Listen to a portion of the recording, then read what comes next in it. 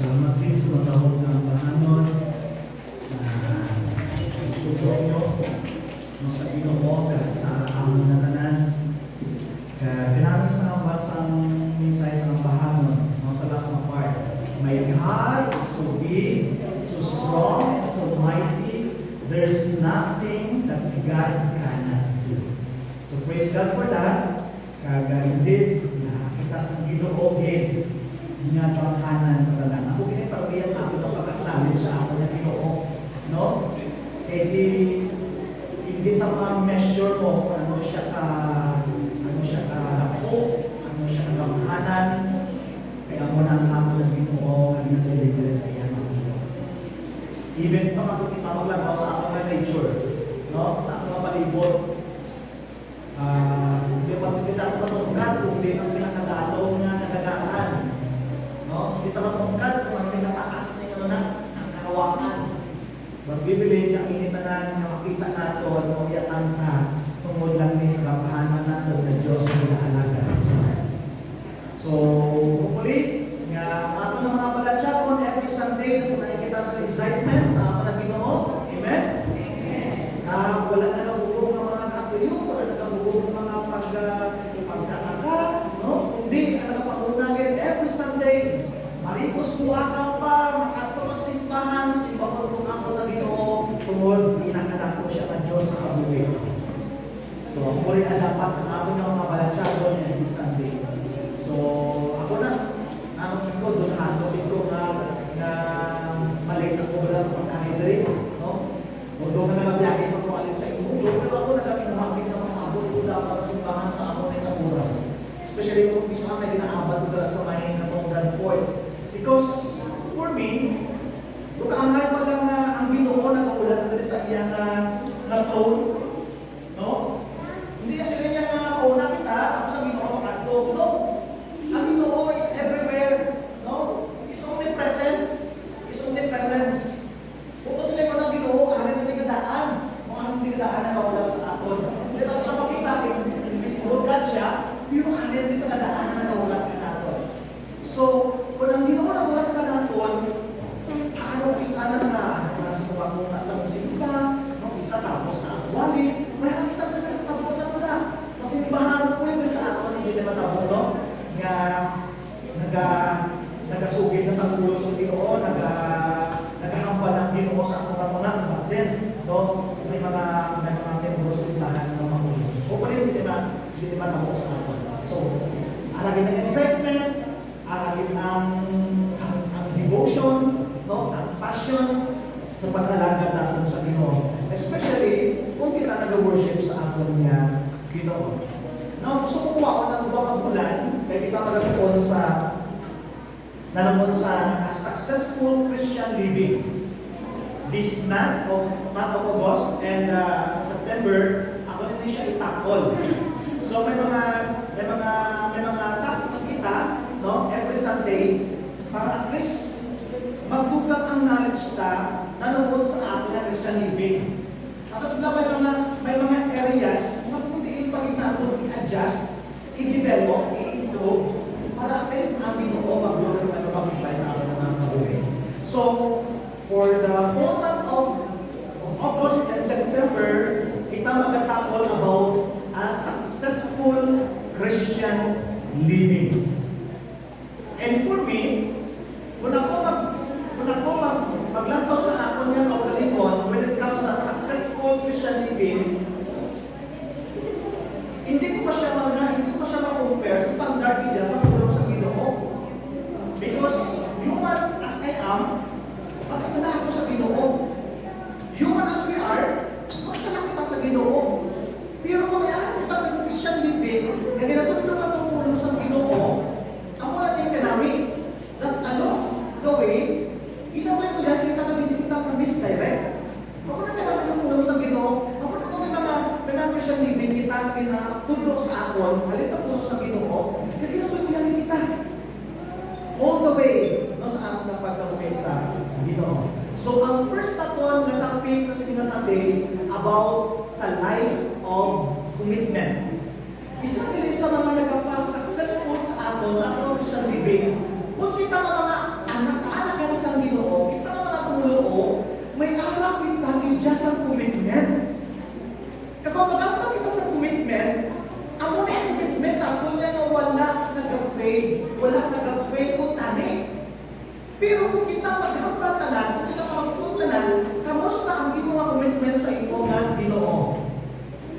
And always say,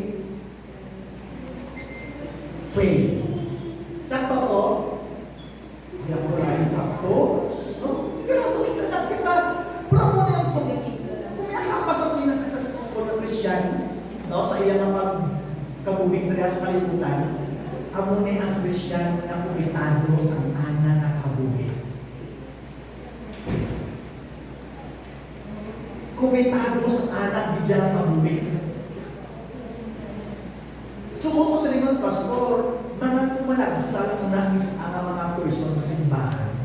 Posible, mga tumalagsa lang.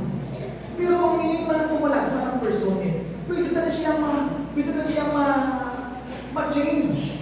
Okay? Kadiri sa may faith, Faith Baptist Church of Katongan, himuon ta halin sa mga bata, asa sa mga young people, asa sa mga tigulangan, mangin kumitado sa pag-alagad sa Ginoo. Amen? Isa na mga instansya, ano pa mga sirkumstansya, ano pa mga pagkalatabo, harap iyapon niya ang mga commitment sa aton nga Ginoo. Kag-isa na rin nga, ibigay ko sa inyo ang story about the story of Ruth and Naomi. Okay? Ako na ang ibilin ko sa inyo. Siguro kaya alam ko sa atin sa atin na slide. Tapos mo na lang kung saan ang sa ito.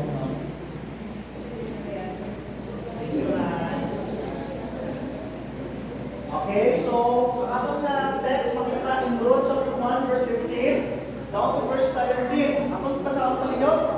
Ready? Read.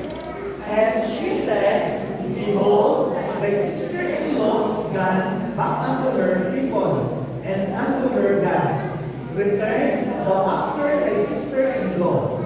And Ruth said, Entreat me not to leave thee, or to leave you, or to return from following after thee. For whither thou goest, I will go, and where thou lodgest, I will lodge.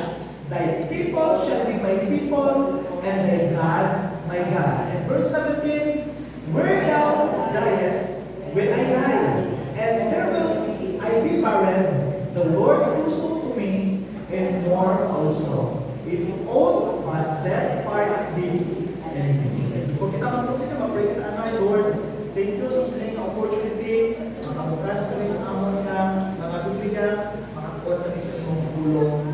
Masunday ni sa amon musuon, dubliga kami ginawa mapaplikasi ni kagabay pag mga masakwan sa amon mga kawi na naging kami ginawa. Sa sining manapit kami, especially ang unang napit kami, ang Ginoo ang kabukid na may ara sa commitment sa imo na wala nagkakakuha, wala nagkakahuklas, o kung wala nagkabalik.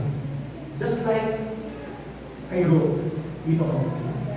Grabe ang iya na loyalty. Grabe ang iya Ginoo na love sa kay Naomi. Let's spend a time as we listen, as we meditate sa Ginoo na portion sa iyong matulog. In Jesus' name, amen. So, kita natin rin, when you talk about loyalty commitment, Ruth is a prime example. Okay? So, muna siya ang ibasa ng pagulang. So, hindi pa ito kami, kung hindi ka makato, dito man ko, sa inay na uming. Kung hindi ka makatay, dito man ko. Bukod sa lingon, halin din sa pagkakuwi, as ka sa kamatayon. Okay? Amo na ang iyang anak na balatsyan mo sa kayong Naomi. And then, makita natin, Naomi was willing to leave her family and homeland. Willing din siya. Bayaan na niya manimalay, bayaan na iyang lugar. Pero kung sa ako na ibutang ko ang inyong sitwasyon, bayaan mo asawa mo, bayaan mo bata mo. Okay? Bayaan mo panimalay mo. Bayaan mo lugar mo. Nag-uupo ka dito sa isang persona, no? Kaya kulay ko sa atong part. And then, to go and live among strange people with different customs and beliefs. Nandito ka magkanto, ka magkabuli. So, mga tao na hindi mo kilala.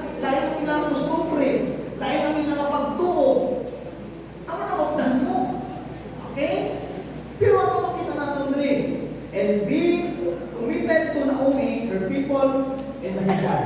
Nga ang Naomi magina. Kag mag-commit in a person. So in person na si Naomi, sa mga katauhan, kag sa anda ng Diyos. Kung ikaw ibutang sa sining situation, ayahan ba lang mag-prevent ka sa sining commitment na kaangay sa kay group? Kaya mo wala kaya ibutang ang iyong kagaling mo dire? O kung pag-abot mo na mga sitwasyon na ibutang ka sa Ginoo, no, sa amo na yung mga sitwasyon, nagpapilit ka, siguro wala kang kailangan mo. So, doon makita natin nga ang loyalty kagang commitment amugit ang nagpanguna sa kabuhi ni Ruth. Kag isa sa mga prime example na tungod sa commitment na may ara kita. So commitment is an important principle in every area of life. Tandaan lahat, commitment is an important principle in every area of life.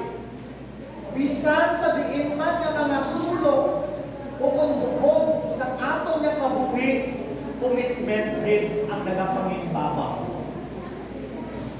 May trabaho ka, commitment. Ga-eskwela ka, commitment. Diba? Salamat mo sa ato mga young people. Dapat rin sa ilang na nag-stop window ang ilang schooling. Back then, nagapadahan ako. Kaya Ginoo may mga solusyon, ang Ginoo may mga source. Siya niya bahala.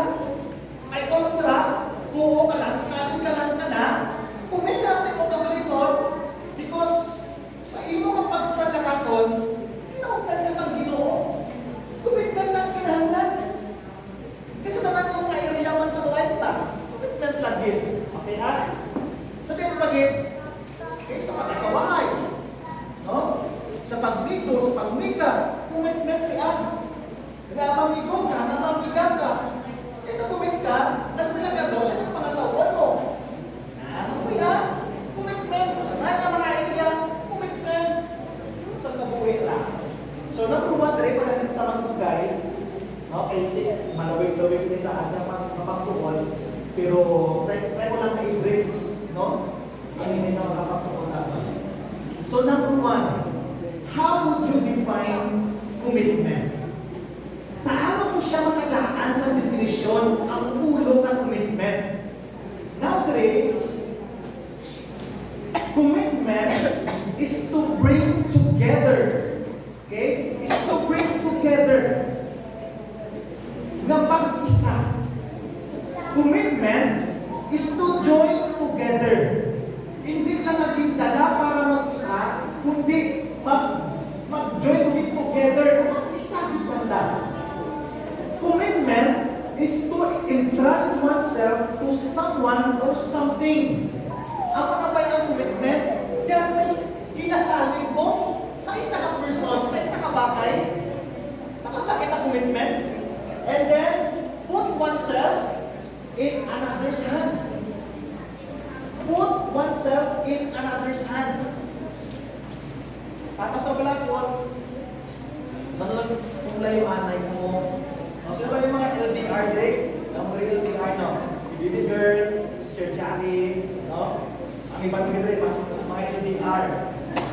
Inasabi naman pala ang inyong mga bibig, sila kamot nila. O kung sila matapagod, kung inasabi naman pala ang inyong kamot, ang inyong kabuhi sa ila, ang mga ba kung kumitado ka? No? Si Girl, no? Sir Jackie? Kung kumitado ka, sa tanong mo na ang mga instansya, hindi ka bigla magpapaan.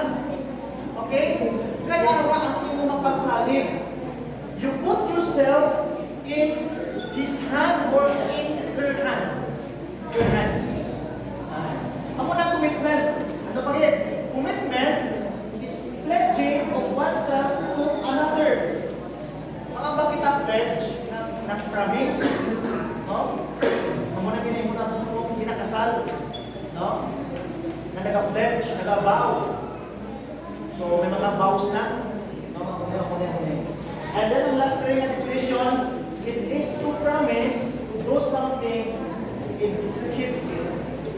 So isa ka promesa na himuon kag taguon sa aton nga mga pagituson. Amo na kita galing kita mag-promise sa aton nga Ginoo. Amo pa ni galing nga mga bagay ngayon na kita. Just like sa kay Ruth. Just like sa kay Ruth nga makita natin dira. Grabe ang iya nga balansyagon sa kay Naomi. Mangugod sa Ginoo. So again, kung ako lang tawag ko ang ilang padre, and she said, behold, my sister-in-law is gone among other people and other gods.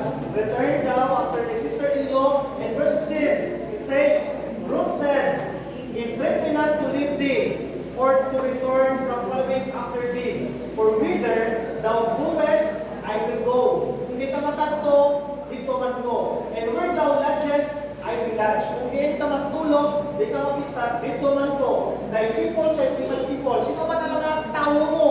Ano man ang tao ko? Sino man ang Diyos mo? Ano man ang Diyos ko? And verse 17, where thou diest, will I die. Hindi ka mamatay, dito man tulog ko, and there will be a departed. The Lord will do so to me, and more also, oath but death parting and me. Grabe ka umitado makabuhi ini si Ruth. Grabe. Muna kaninipan sa ato, before sa namatay, ng balas lang. Hindi, dito mo asawa ko, dito man ko. No? Hindi, commitment na ko, commitment na. No? Hindi ang pamilya ko, dito ko. Hindi sa tanong makalayo, idulong dito. No? Di ba? Kung nakananong lang, hindi.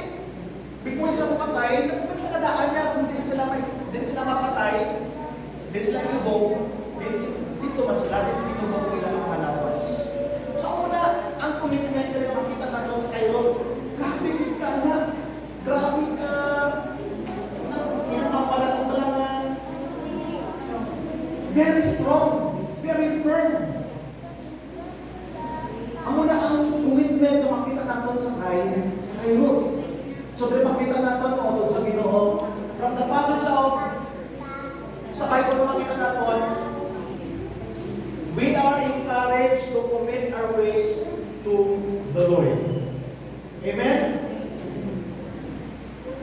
The Lord and His Word nag-encourage din sa aton na mag-commit kita sa aton ng mga pamaagi sa aton ng Ginoo. Amo na ba yung pinahambal sa puno sa Ginoo? Ano ba yung pinahambal ni Solomon? Ito yan, trust in the Lord with all your heart and lean not your own understanding. And acknowledge Him sa tanan ng mga bagay. So ang bagay sa may Psalm 37 verse 5, sila niya, the word of God said, commit your way to the Lord. Trust also in Him, and He shall bring it to pass.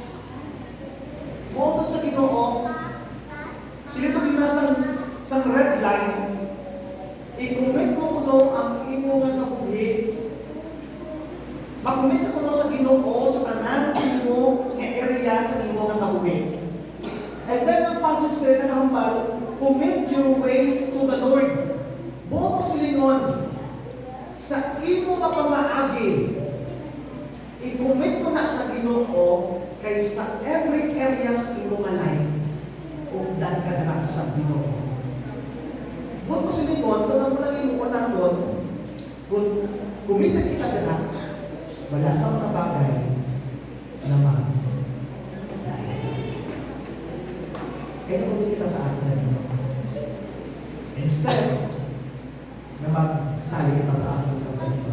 And 2 Peter, 1 Peter chapter 4, verse 19, it says, therefore, let those who suffer according to the will of God commit their souls to Him in doing good as to a faithful Creator. Grabe no? Commit their souls to God. Ano man ang kinahimo? Ano man ang kinahimo?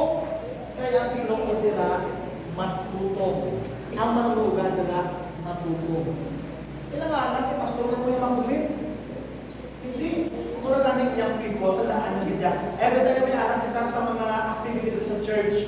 may anak na ako ipaubra sa inyo, wala kang kuya nag-try, nag-do, nag-imo. Saksi nila mga commitment sa akon. You are doing this commitment to the Lord. O sino ba yung mga person? Kagsinuin, kapag maghimo kita sa commitment sa ako na Ginoo, tandaan ko din, dapat mangin accurate din, mangin stable sa ako ng mga gusto. And some of you here, nagasaluluhin ko sa inyo, namo at rin ang kumit sa pinatabulo sa Ginoo. This thing. Bayaan ko na. Nasaluluhin ko sa inyo. Sino na kamo, Ginoo lang ang kabalong sa inyo. Okay? This thing, Lord, bayaan ko na, Lord. Because the Word of God said, sa ako naging puso ko, Lord, sa ako ang pumunang, Lord, if any man be in Christ, he is a new creature. All things are passed away, behold, all things are become new. Wala ka ni Lord. Ibago mo na ako. So, ako nagalimang mo sa Ginoo, may anak kita sa Diyos na amo na titiyakin kumitaran sa aking mabuhi. Because He is a faithful Creator, He is a faithful God sa aking na kalibutan sa aking mabuhi. So, we are encouraged to commit our ways to the Lord. Amo natin all our ways, all areas, commit natin sa Ginoo. Commit natin sa Ginoo. And the second thing, we should be committed to living the Christian life. Bayakan mo ang Christian. Bayakan mo, Christian ka ba? Ako hindi. Ako Christian ka. Are you willing to commit sa iyong life sa Christian living? Di ka man makanto sa mga persona na upod mo, okay? Ano ka man sa balay mo, di ka man ang mga loob, mapakita mo na you are a Christian. Mapakita mo ang Christian living sa ilan. Kaya sabi ang sadya lang, nagaw ka awkward na tawon, nagupod ka to sa ila, pero ikaw ang i-influensyahan nila, upod ka to sa ila. Pero ang pinaka-the best, ang pinaka-mayatin sa tanan, kung ikaw nagkado sa ila, kag ikaw ang nag-influensya sa ila. Ako na pinaka-the best. The best sa iyong mahal. I am a Christian. I am a Christian. I have Christ. So makadto ko dito, hopeless na mga tao, hindi ko kaya, ako may influensya, ano mo ang sa ila? Kundi ako magtindog sa ila, kaya ako ang mag-influensya sa ila. So gawin pa ako na mga sa ako na? Pero ko, upward na mga makita, Kristohanan ako, pero pagkabot dito, pagkabot rin, kapag hindi makita makan ko, sino ba ng mga persona na upod ka, galagin na kita. Hindi pwede nga every Sunday lang, Christian ang magtawag sa ako. No! Kundi, isang hindi kita makatog. Kailangan siya mo, Kristohanan, buot-buot, matuto. Hindi ka talagang gusto, baka mo nang ihambal sa iyo. Sa mga iba mo, pinansin mo. Kaya ka uli. Nandito siya ng mga iutos mga kabataan. Mga walang kalami. So una, ano naman ko? Sa Bataan ako, dapat ko sa mga friends man niya outside the church. Kasi, open mo sila, pwede basketball. Kaya sa mga meta nila lang nag-basketball. Gusto mo lihin na, hindi mo sila kapag isalangin ka kapunto sa pulo sa Ginoo, pag wala po, hindi. Proseso ang pamaagi sa Ginoo. But you know what? Day by day, week by week, month by month, year by year, galain ang estilo sa ako ng pagkabuhi. Although hindi siya automatically matula sa ako, but then sa inanay, sa proseso sa Ginoo, amat-amat na buhin ako.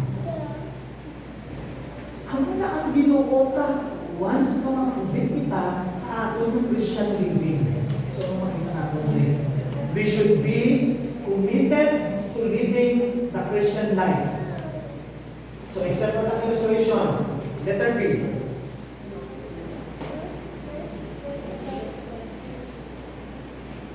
Gusto ko ni i-share sa inyo ang illustration.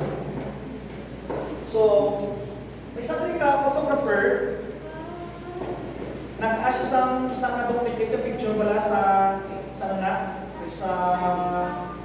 amigo, sa babae. Sila niya, he noticed this inscription on the back, sa likod pala sa documented picture, "My dearest Tom," sa babae ulit, no, sa amigo yan, sa picture naging taon. "I love you with all my heart." Manakambal yan. "I love you more and more each day. I will love you forever and ever. I am yours for all eternity." Kung sulingan, matapos na ng life nila on the eternity, haragyan ko ng promise yan. Grabe no? Sign na yan. Siya lang pala yan, kaya hindi kasi na yan, kaya ito. So, ang bayad sa ilang na, sa last nga saying niya, o on na yan, ang note niya. "If we ever break up," kung na-break din masala ko, no, "I want this picture back." Okay, no? Waka ko na kaya, pawi-uwak ng isi Dayan na eh. No? Ang mamakot ko, this is, ang mamakot ko, commitment pala ini, kaya tawa. Ini siguro, nag-commitment siya, pero hindi from the deepest of her heart. Hindi sa pinakatalang siya dito suot. Nakuha ko lang pala. Sabi ko lang, hindi na mo ako sa akin dapat kung saan mo sa picture ha. I will love you, hasta sa eternidad. Hindi. No. Tapos kung mag-break mo, papamaya ang isang abakay ka na. Muna isang na tapos sa mga banto ng mga tao, makukuha. No? Ito may bili para sa ilaw mo. Pero hindi niya commitment na ginagawa. Patas na. May iamtag ka sa luwa, may iamtag ka sa simpangan na isang kabagay. Nag-commit ka, Lord. Lord, i-commit ka doon ng isang kabagay sa imo. Kung ito may mahalin ka na sa simpangan.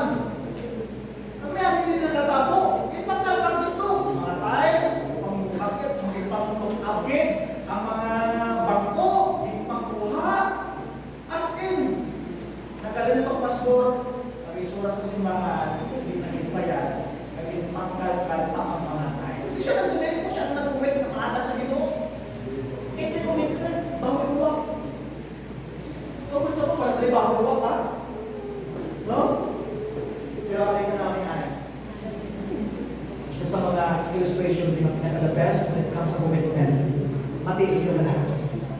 So, this is a story. Isa sa president sa Bible College,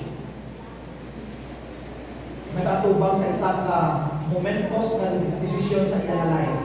Silang three. His wife had contracted Alzheimer's disease. Inan ka kalipat na pala? Muna ang Alzheimer's, no? Kalipat.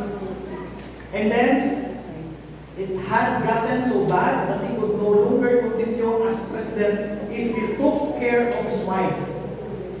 His closest friends advised him to put her in an institution to be cared for. Dalanan sa isang institution, kagagawin dito siya para makapalayo sa pagtrabaho. And he could continue on his work beside, he was only 57. Grabe no? Siguro na chito yun ang edad sa siniga. But he made a decision to resign. Not resign. And spend his time caring for his wife. Asawa yan na yan. No? Ako na yan, asawa yan. Pagin kumita na niya sa iyang kabuhi. Kasi literally, nag-resign siya, nag-spend time siya sa iyang asawa for caring. He had committed himself to her 42 years ago. 42 years ago, in sickness and in health, to love and honor and cherish. Asawa yan yan. Kasi dito sila sa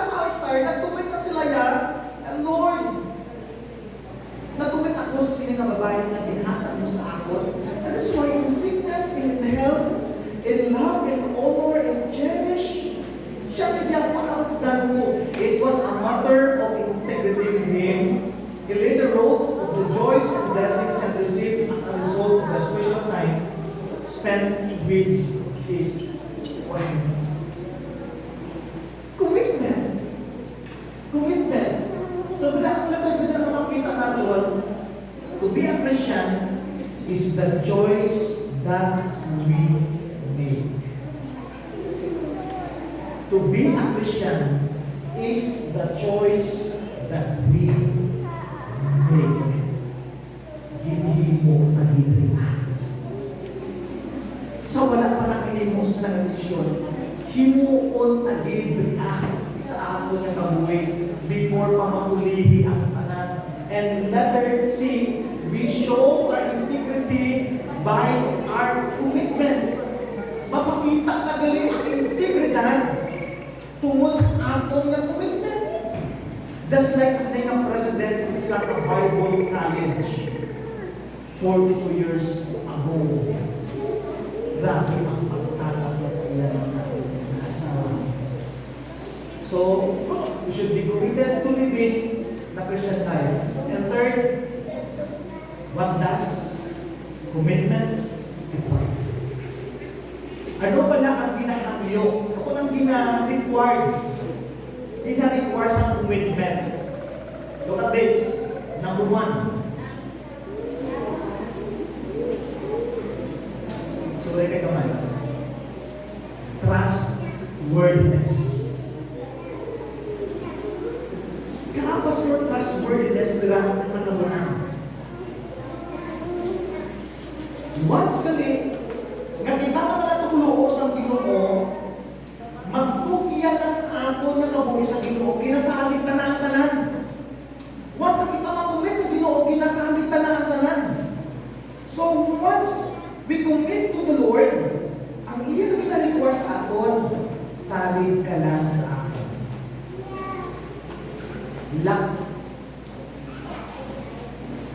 Lack of trust kita ba is lack of trust kita is pero ang Ginoo nagpa-learn sa aton. So sino ka mga bagay na kinaka-experience sa aton? Once na kung kita sa Ginoo, ang ina-require sa aton, salit ka sa aton. Hindi ka kapupayan. Okay? At the end of this world, hindi ka kapupayan. Hindi kita pagpapapayaan. Ang ganda ikaw. Bakit sa pagkatapos nito sa akong kapalingon sa seminary, Lord? Bakit ako sa seminary, Lord? Tapos kailangan nito 4 years, 5 years. Okay? Kada hindi, bastante ang support. Pero ikaw na bakit ako? Sa primero, palang ito ni Jumugat sa bansa ko na ikitin, layo sa pamilya, manimalay, layo sa loved ones. Okay? Sige na po lang ka ng lang, wala ka sa galakanan. Pero, sali lang sa Ginoo, nagpupunta sa ito, Lord. Ang pa mo, sali ka lang sa ako. Sali ka lang sa ako. So, sa mga nag-abot na lang kagabi, no, ang ibos na ako na bayaw pala, nagsakay sa barko. Nagkabuha na yung teacher ko last time, nag-aagi sila sa Red Sea, kumayara sa Kauli, bala na nagkapangumba. Nagkuha sila sa armed guard, nagtulong nga sa siklo na bala ng mga armed forces. No? Nagkuha sila.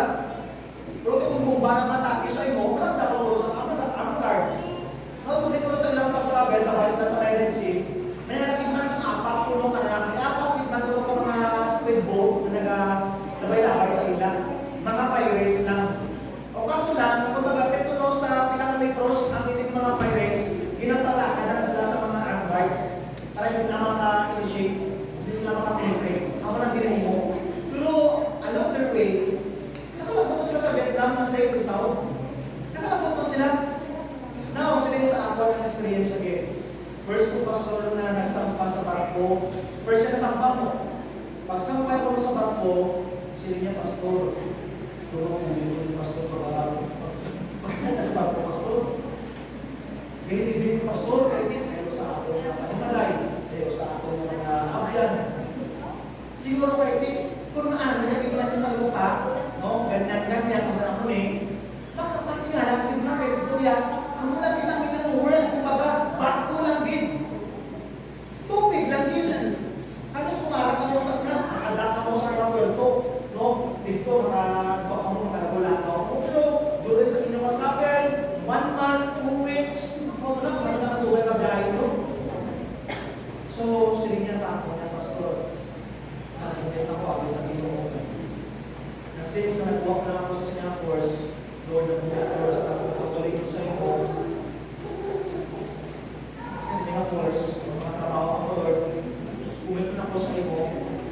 hindi pa ng bata pa, tutuwag lang. Sa mga pamilya, sa mga pamilya, dapat siya tutuloy sa akin.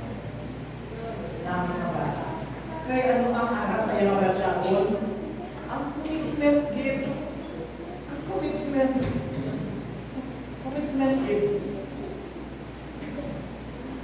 Kaya kung ginaginawyatan niya, saling lang. Hindi naman ko kaya sa Pinoon, kaya nagdaga. Tataya ka, kaya ka. Hindi mo na nabigyan mo mga pinaglaman.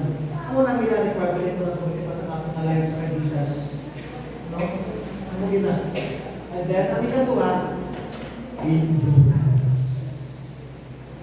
Endurance. Mag-endure lang. Life is very hard. It's not easy.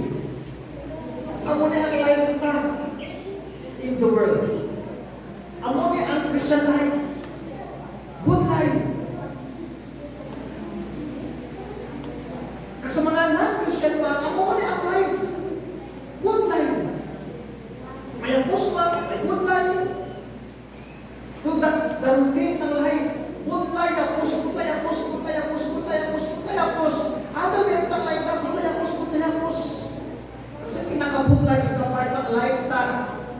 Pero, baka di ka makahambal na kita sa ako na kamaayo. Pero kung may Christian kita, hindi niya makakubog sa aton, hindi niya makaubag sa aton. Kaya halagin tayo sa tutuon ng paglaong, tutuon ng promesa na halagin sa aton na Ginoo, sa aton na paglumas. So, kung nagkumit kita sa aton na Ginoo, harap nila kung taning ang trustworthy, at harap nila kung taning ang endurance sa aton Christian living. So, pag-end, magot mo, will you commit your life to God? Sasayin. Personal question. Will you commit your life to God? Sasayin.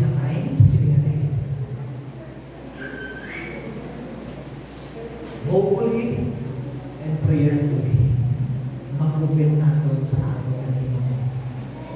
Doon isa tuwag, yung mga bagay na pagkaling nga lang tao, hindi ko na ito mabayaan. Hindi ko na mabagay pa. But once na mag-commit natin ang ating life sa kay Jesus, sa ating Panginoon, diri ang mga pinaka-the best, pinaka-special, pinaka-unique na mga bagay sa ating nagawin. And for our conclusion, in marriage, in relationship, kung mayroong commitment na ginagin mo, hopefully, ginakip natin. Okay? Ginakip natin. And regarding sa pag-serve natin sa Ginoo, ang ating commitment dira, we belong to, in how committed our lives to follow Christ. It is a commitment for life until death. We must never turn our back on Him. Ako na kanta ko lang na, I have decided to follow Jesus. No turning back, no turning back, no turning back. Pasunod sa Ginoo. Hindi kita like sa kay Dimas.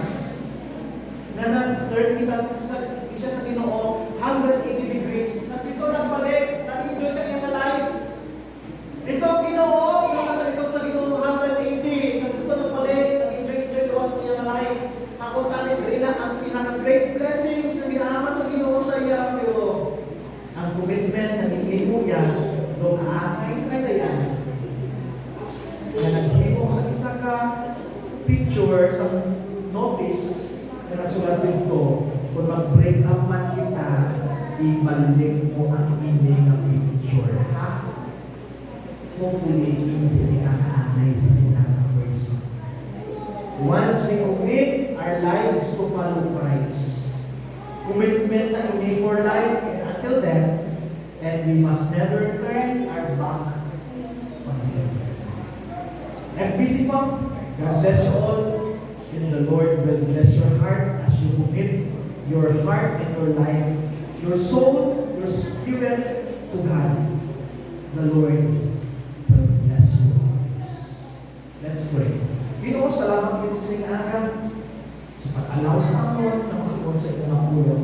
Thank you for those reminders, those rebukes na nag-bring sa amon na heart, sa amon na mind sa inyong aga.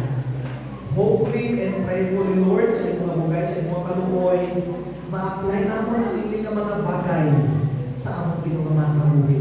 Na pasakwan mo kami, Lord, na may aharapin sa tutuon, real commitment para sa iyo. And as we talk about successful Christian life, gawin po ito ko, alis ni magtulog kami sa pagkilala. Kung sino ikaw, kung ano ang iyong mapulong, isang pasama ka pagkilala. Bless us today, Lord. Bless your people. This is our prayer in Jesus' name. Amen. Thank you, and God bless sa atong tanan. Sige na tayo, nakakuha kita sa atong